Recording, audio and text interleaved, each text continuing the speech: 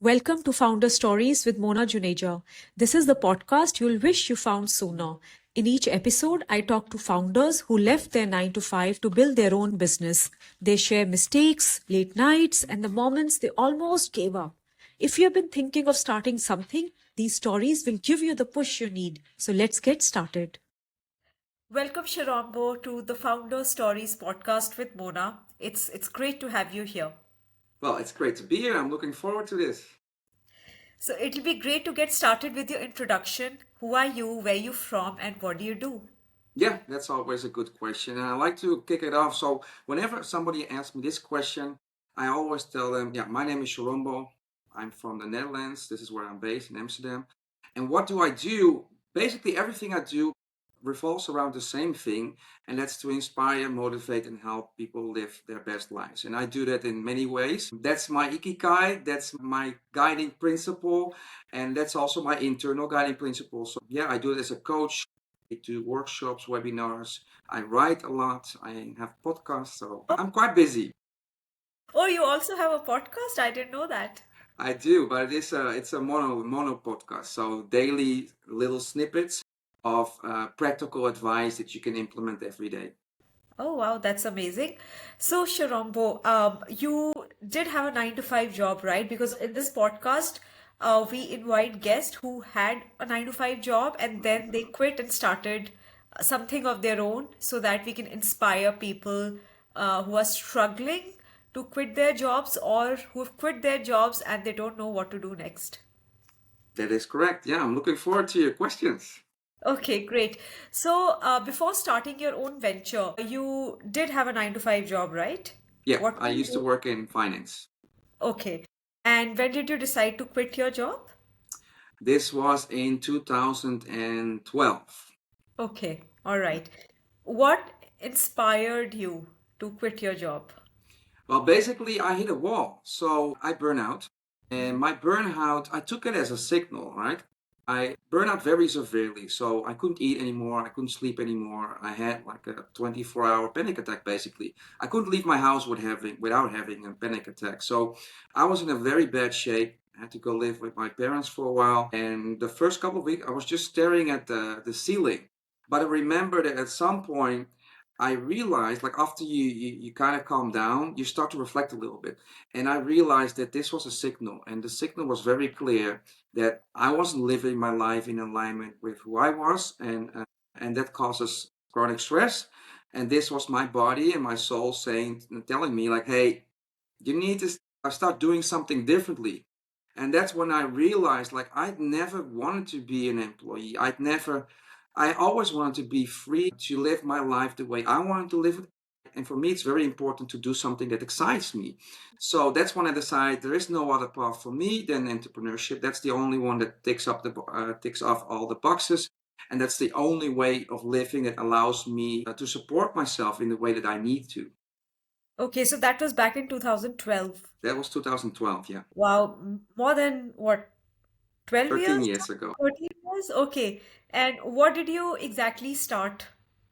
What was your What did I first? start? Yeah, that's a good question. So my experience was basically my final chapter in becoming, right? So at my 30s, I burned out, and I had been through depression before. I had been struggling with overweight, and now my burnout.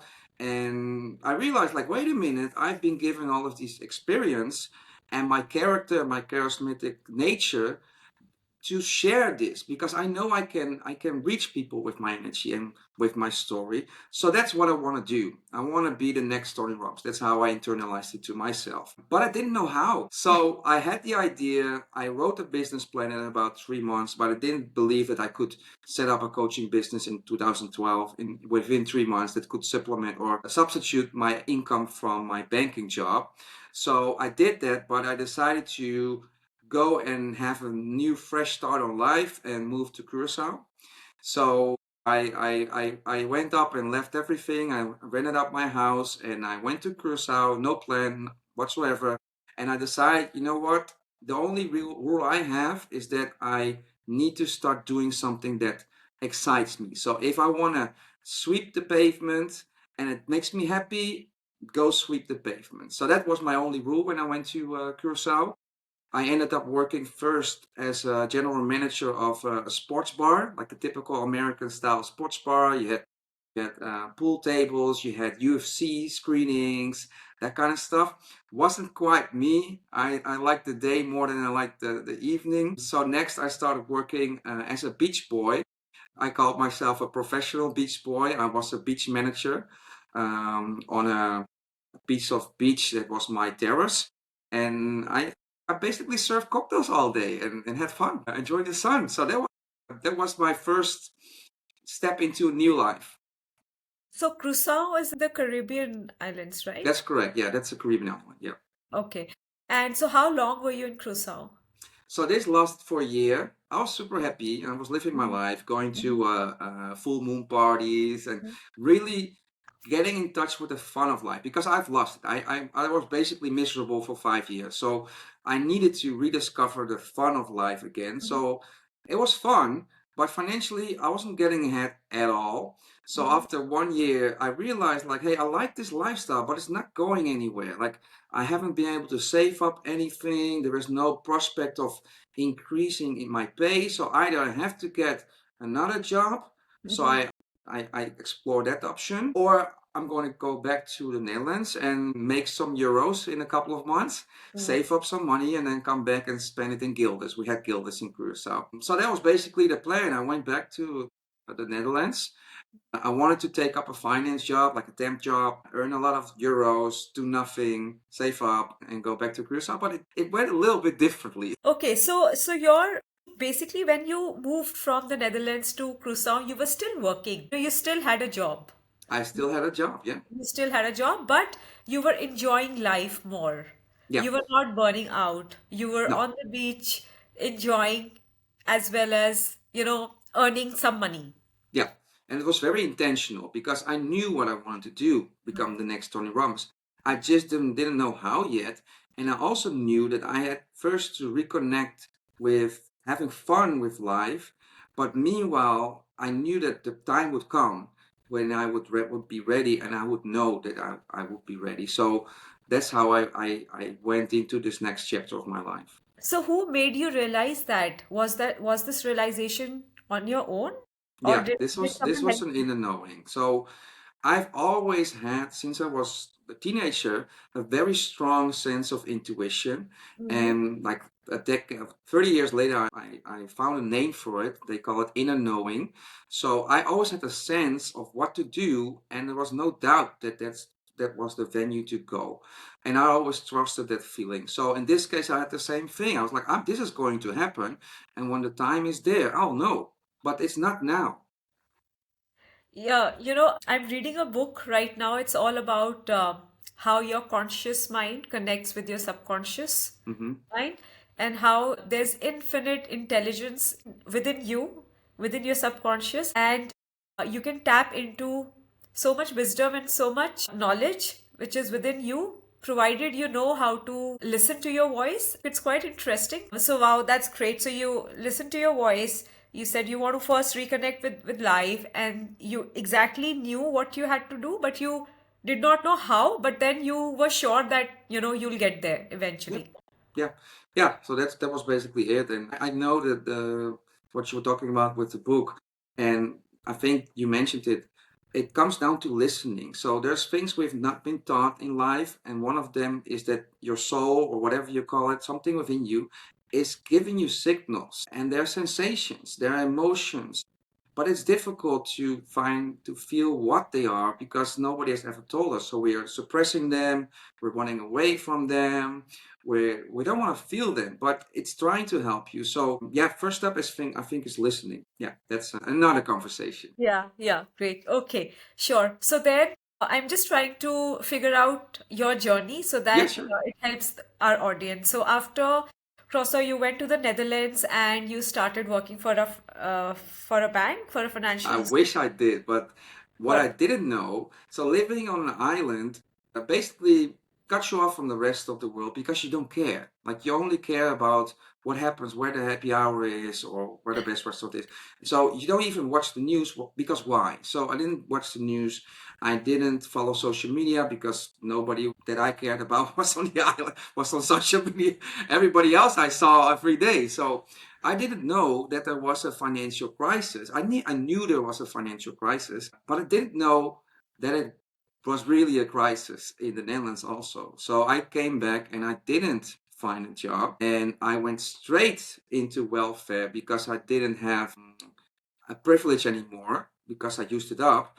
So I went in the lowest of the lowest level of welfare. So I was like, all right, this is not going to happen. I had a caseworker. She said to me, don't worry, you'll find a job. You don't need to do anything. Just go do your thing. And I thought, like, you know what? I've been a beach ball all of my life. I worked in hospitality for a long time. I like being on the beach. Why not work here in the Netherlands on the beach? So I went to work in Bloomingdale. That's Yeah. Bloomingdale on the beach. And I had a stint as a professional beach boy again until that chapter finished also. And that's when I started like, okay, now it's time. Now it's time to jump. Okay, and then you started your coaching business. Yeah, so I was working there for a couple of seasons, and then I realized like this is not going anywhere. I love this, but this is not my career. I might come back to it at a later point, but in a different capacity. And then I realized my intention was like, all right, this is it. Now it's ready. But how? So I realized like I have a lot of energy and my energy excites people. It inspires people because lots of people don't have that life energy and they want it. So, and of course, I was also reborn. I used to weigh 100 kilos and now I was this fit boy running obstacle runs with this amazing energy. So I was like, you know what? This is going to be my in. So I started Show's Boxing Bootcamp, which was basically a lead into my life coaching business. So the thought behind it was if people don't feel good about themselves physically, they tend to go to a physical solution like a gym or a diet or whatever. So it's like, but they don't think about life coaching because, mind you, it was 2016, so there was no such thing as life coaching in the Netherlands. Like that was not a thing. Like nobody knew what it was. Nobody was going to hire me back then. So I started this bootcamp to reach my potential customers so that they could experience me and then they could hear my story or read my story because that's how people are. They're curious. So like, hey, who's this guy? And then they would read my story. And if they were fearful of suffering a burnout or if they were secretly in a burnout, they could reach out and say like, hey, Show, I see that you went to this thing. I see that you help people with it. Can you help me? So that was my first step into my. So Shorombo, how did you organize this boot camp? That's a good question. I don't remember. Because there's someone out there in your shoes right now who doesn't know how to get the first client. Maybe this conversation might help them. How did you organize? How did you promote the boot camp as well? Yeah, so this was again a very different time. So I didn't use any of the social media channels because they were like not so prevalent. So first I did my, of course, internal circle, so people I knew, and they brought friends to the boot camp, and I did a little bit of Facebook back then. So Facebook contents. Yeah. So you hosted this in a cafe or was it online? No, this was a boxing boot camp. So this is a physical boot camp. So I So, did this in a park, Wester Park in Amsterdam. oh, okay, okay. So I'm assuming that you're a boxer as well. Are you a boxer? I'm many things. So yes, boxing was basic. But boxing was one of the ways that I reconnected with myself during my recovery because I'm a ADHD guy, but I'd never learned that I just need to use my energy. If I use my energy, I can think clearly, and I have a lot of brain capacity also. Yeah. So that's how I got into boxing. So you organize a boxing boot camp and you Yeah. told your inner circle, and your inner circle got friends, and Hmm. that's how you got your first client, I'm assuming. Yeah. Yeah. But the most important thing, so When I was younger still, I always thought I was taking action, but I was actually procrastinating in disguise, meaning I was creating websites, I was writing a business plan and that kind of stuff. And at one point, I read the book Losing Your Virginity by Richard Branson. Mm-hmm. And in the book, he says, you need to do it in reverse. You need to start doing now, start failing, because when you start failing, you can start learning. And when you start learning, you'll succeed faster. So at one point, I realized, like, wait a minute, I'm not doing anything. I'm in the delusion of doing something. So I'm going to turn it around. Instead of thinking, I'm going to act on anything, and then I'm going to shoot and see what sticks in the world. And then I realized that it's much more fun to do it that way because when you shoot at something, something will happen. Like you get feedback of life. So it becomes much more lively. So when I started my boot camp, I was in this mindset, and I've had this mindset ever since. Like, if I have an idea, I just throw it in the world. I don't have any fear of failure because it's exciting to do something with your vision. So this is also how my bootcamp started. I was like, all right, I'm gonna do the show's bootcamp. I create a logo, I do some flyers, and then I started to figure out what to do. So I did door-to-door flyering. I did online advertisement. I did social selling. I went to companies to see if they wanted a bootcamp. I activated my network. I did referral. I had an email list. I tried so many things, and my bootcamp never succeeded. But it was the first step that made me lead to the second step, which was personal trainer. I became a personal trainer at the South, which is the business district. So at some point, I realized, like, this is not working. Like, they don't see me as a life coach. It's not growing and it's not generating enough revenue. And honestly, this is not my biggest dream. This is way too small. I don't want to be just a bootcamp trainer. This is not my vision, and nothing against bootcamp trainers because you could generate a really good business out of it. But I've learned that if I'm not fully aligned, I won't go all in because I know I'm not fully aligned. So at some point I realized, like, this is not working. So what now? And then one of my participants, he said, like, hey, you've got something super cool. I want to help you because financially I was not getting ahead either. So he was like, I like you. You're something super cool. Your energy. I get excited about you and blah blah. What do you need? And I said, like, yeah, maybe I need to do this certification. And I said, all right, I'll front you the money. He lent me the money. I did the certification. And that's how I got to work in a gym on the Zuidas in the business district. And that was the next step because now I found, like, all right, my people, they're still in that 9 to 5. They're still behind on the other side. They're the bankers, the finance, young people that want to play hard and live, well, play hard, work hard, play hard, but they're really in reality miserable. So if I can reach them through being in the gym where they go to, they will again meet me, they'll see my story, and they'll know that I do much more than just getting them in shape. So that was the second step. Okay, so you became a gym trainer, and Yeah. there you met people in 9 to 5 jobs. And then what next? What happened next? This is very exciting. All right, so I'll make it even more exciting because this is a story I've rarely told, but it's a story that I'm definitely gonna tell and write about because this is, I think, the real story for many success stories. So I was all in. I was like, you know what? This is my mission. This is my vision. This is going to happen. So I'm gonna put everything on the line. So I used to live in Castricum, which is up north of Amsterdam. And I took the train at 5:30 in the morning to be at the Zuidas at 7 o'clock to work as a fitness instructor, earning about maybe 14 euros an hour. And mind you, I came from a finance background, right? So I was earning shit, my French. But I knew that this was what I needed to do. And I learned a lot because I used to teach a lot of classes.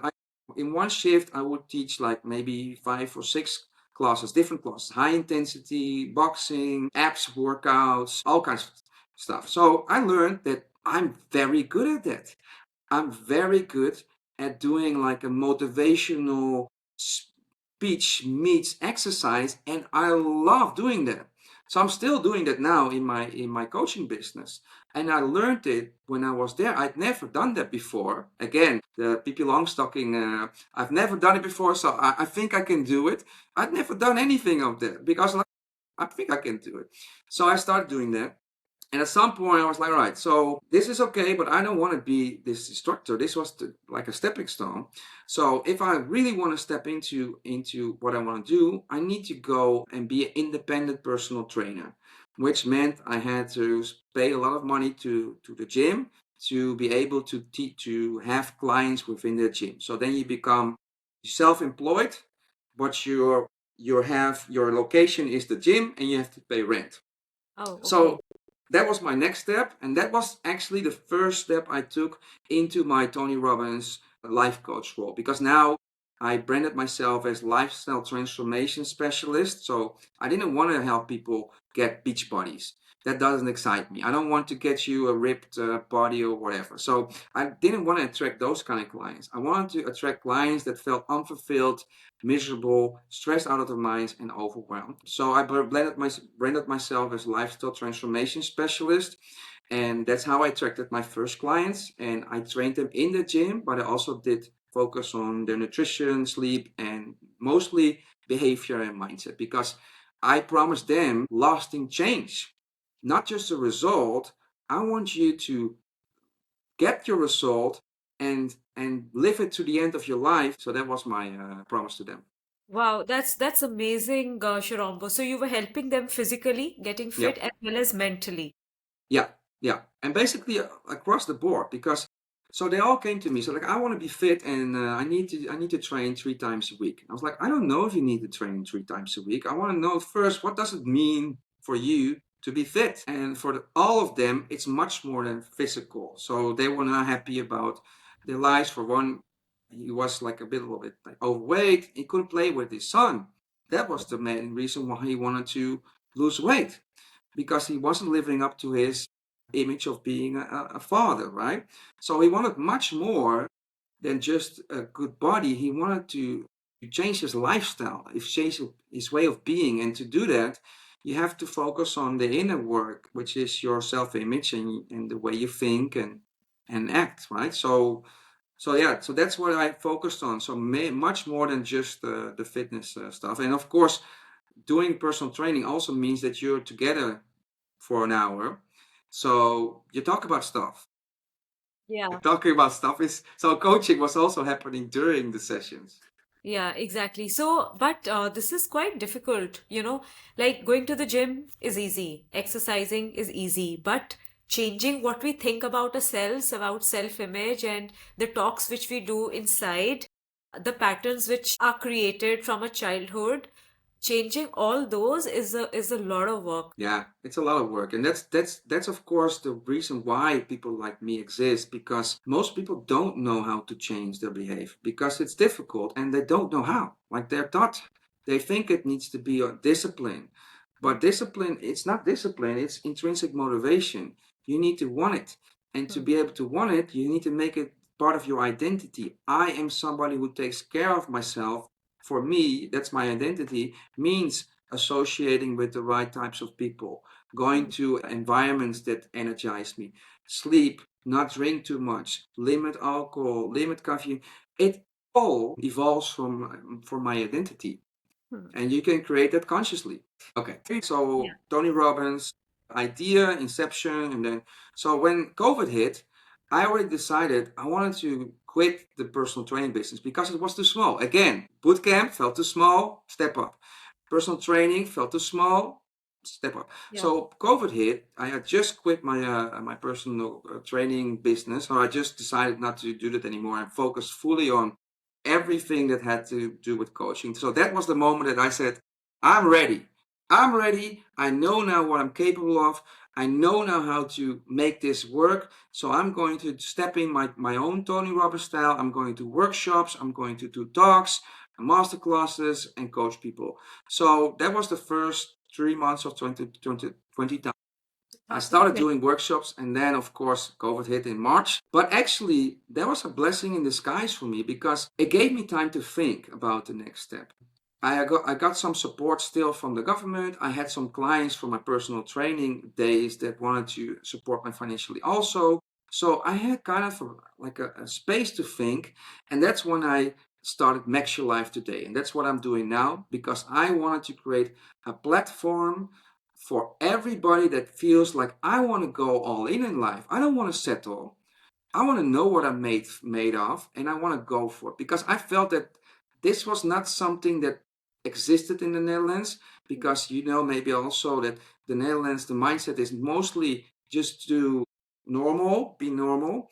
So I'm very contrarian in that way, and I missed that, and I was like, there's more people like me. I get excited about them. I see them suffer, and I see them living below their potential, and I want to bring out this potential. This is going to be my mission, to help as many people as I can live their potential so that they can be a positive impact in the world. Because I believe that if you live aligned, you'll be a positive impact. You'll be a better, happier human being, which means that in your direct surroundings, you'll be a positive influence.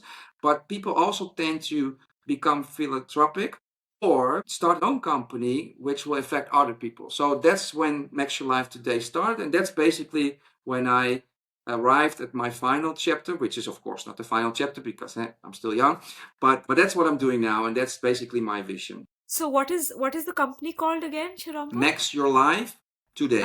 Max Your Life Today. Yeah. Okay. So it's for people who want to take action. Not yesterday, not tomorrow, now.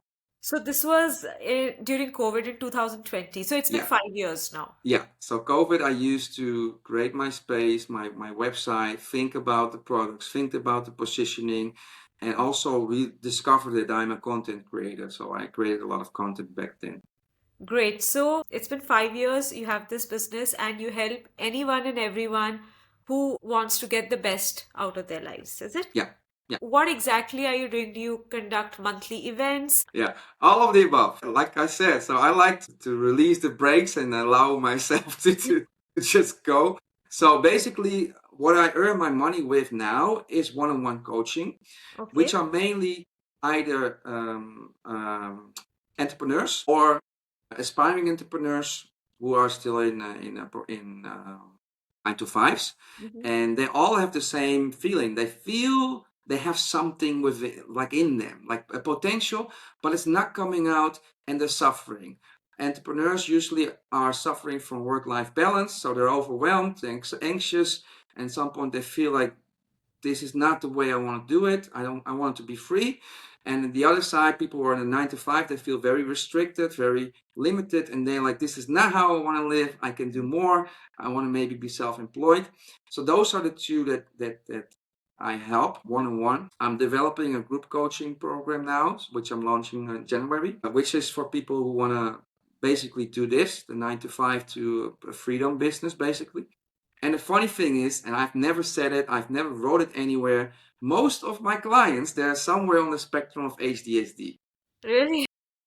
And it's so funny. I don't want to mention it on my website because it's subliminal. Like they read it between the lines. The words that I use are the words that they use. We all use, for example, superpower.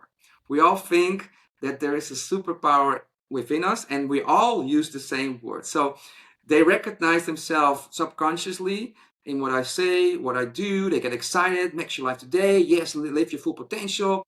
And when I talk to them, there's always a point I say like, "Hey, have you ever thought about this, or has anybody ever said it to?"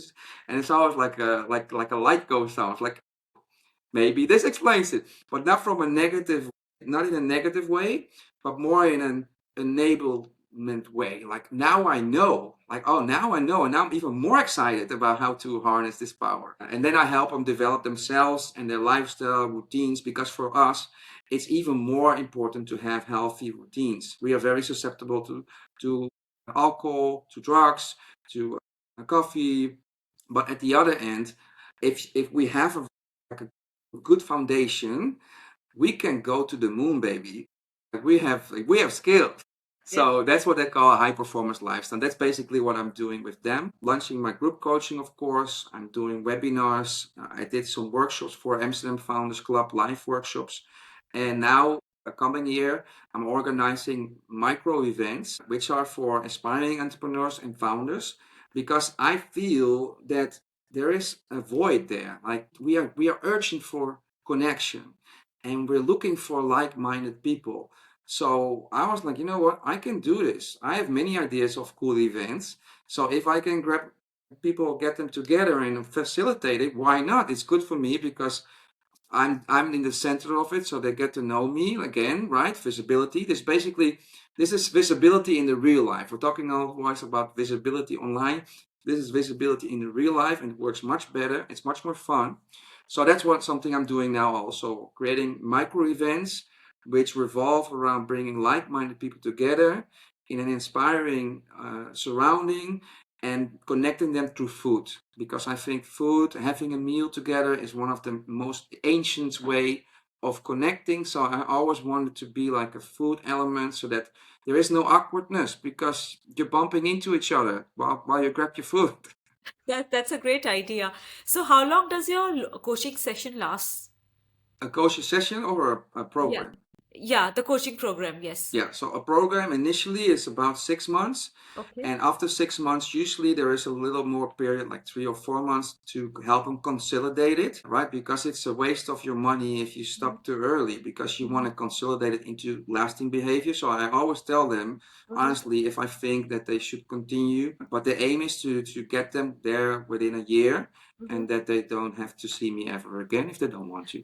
Okay. I also read one of your posts where you were organizing a boxing breakfast. I think this was a couple of weeks ago, right? Yeah, so I've done a founders boxing event, which was in the evening, including dinner. And last Monday, I organized a founders breakfast, which was during breakfast. Okay. Yeah, I think you've already started doing micro events.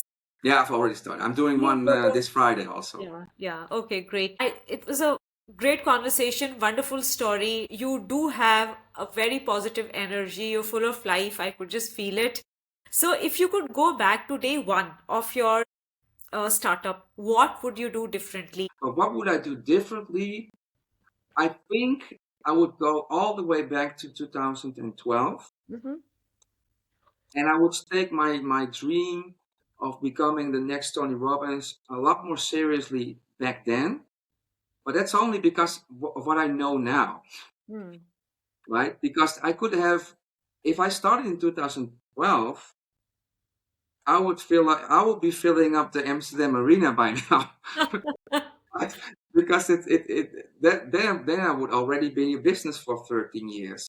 Uh, but again, like, yeah. So what I would recommend is getting to the mindset of yes, you can, and start to find people that can be your mentor, or that have done it already. And in my case, I would probably have reached out to the United States, so to coaches in the United States, because they have a much more mature market.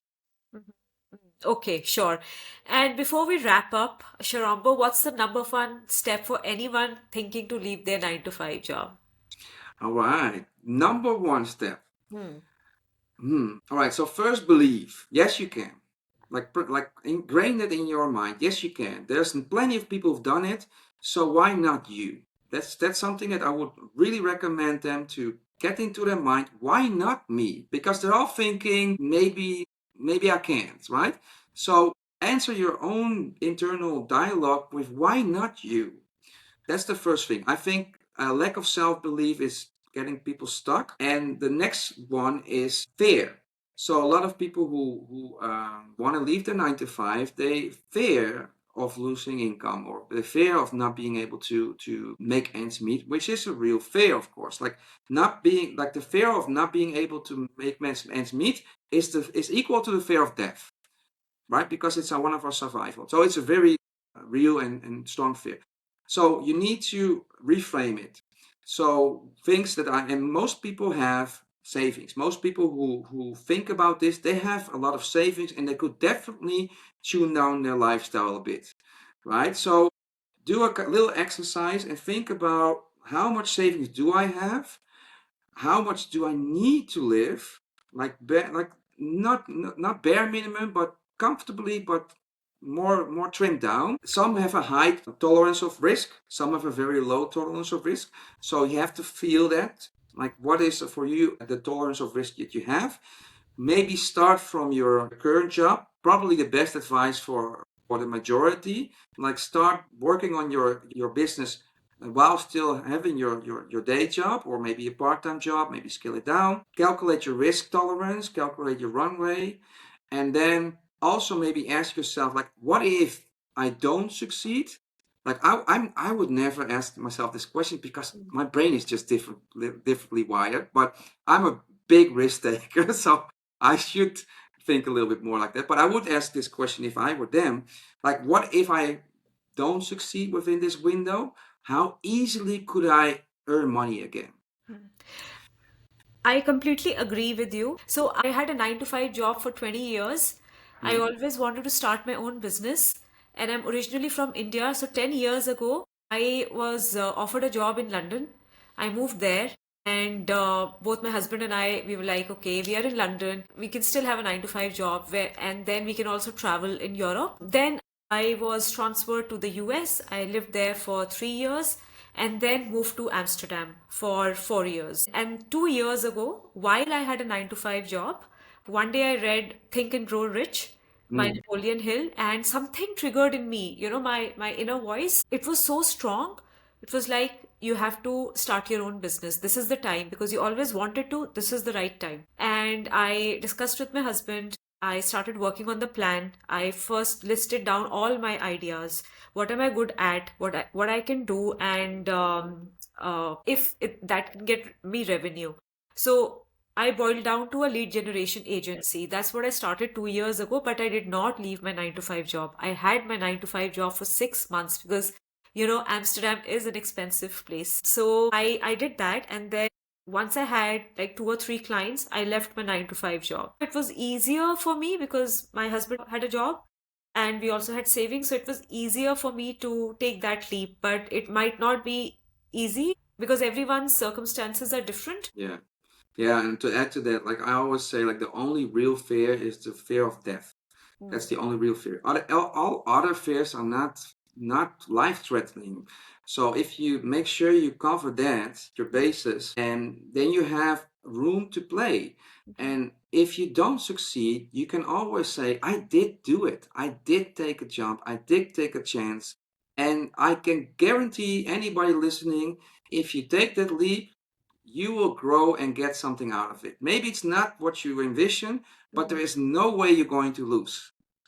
I again I agree with that. And just a small example. So 10 years ago, my husband and I, we were in India working for Oracle. We had well-paid jobs, and one fine day we decided that we are going to quit our jobs and travel the world for a year. Those days, 10 years ago in India, it was unheard of. We had to do it because of the lifestyle we were living. We didn't want to have such a crazy lifestyle. We were in Delhi, the traffic and long hours, it was just too much for us. Mhm. So 10 years ago, we left and we backpacked for a year, and amazing things happened. London happened. And I just run this back into my mind that what if we had not left Oracle? We would still be in Delhi, working for some company, still living that crazy lifestyle. But London happened because we traveled for a year and we blew Mhm. all our savings. And then amazing things followed after that, just because we listened to our hearts. So Yeah, just a story to share with the audience and with you. it's just the first step. Like you have to take that first step, and then things can start to happen. It's an adventure. Like life is an adventure. Now it was fun, but it's still an adventure. So go on a journey. Exactly. So, Shorombo, we're going to wrap up now. Thank you so much for coming on to this podcast. You are our sixth guest. We've Hmm. already recorded 4 episodes, and today I recorded one more guest. So it's a new podcast. It's called Founder Stories with Mona. It'll be great if you can share it with your friends. And we are also going to have your email ID if you want to share your LinkedIn profile and your website in the description so that if anyone were to reach out to you, it's just easier for them to do that. All right. Yeah. Great. No, yeah. I love being on your show, and I think we made a good episode. Yes, yes, it was a wonderful, wonderful episode. Thank you so much. You're welcome. Thanks for listening. This episode was sponsored by Bear Connect, an AI powered LinkedIn automation tool that helps you save hours every week. If you enjoyed this conversation, make sure you follow or subscribe and share it with at least one person who needs a reminder to follow their dream. See you next time.